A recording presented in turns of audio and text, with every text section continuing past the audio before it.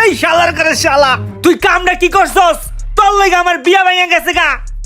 7 দিন আগে আমার বাপ মা অনেক কষ্ট করে একটা বিয়া ঠিক করছিল, আমার বিয়ে হয় না, দারিদ্রি পাইকা গেছে গা।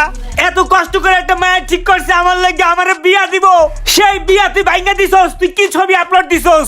এই ছবিতে আমার বান্দরের মতো দেখা যায়।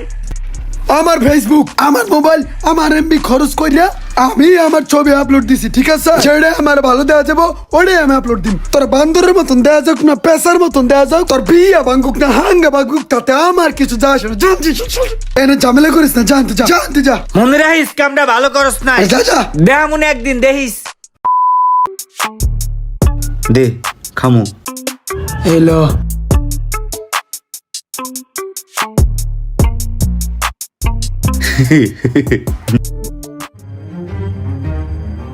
এই চান্দু এদিকে আয়।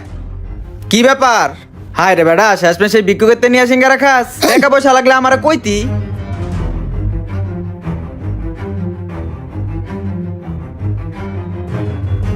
এটা কি?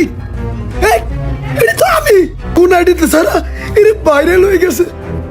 রুমানের বাচ্চা, রুমানের বাচ্চা, 5-10 টাকা লাগলে কইস দিম।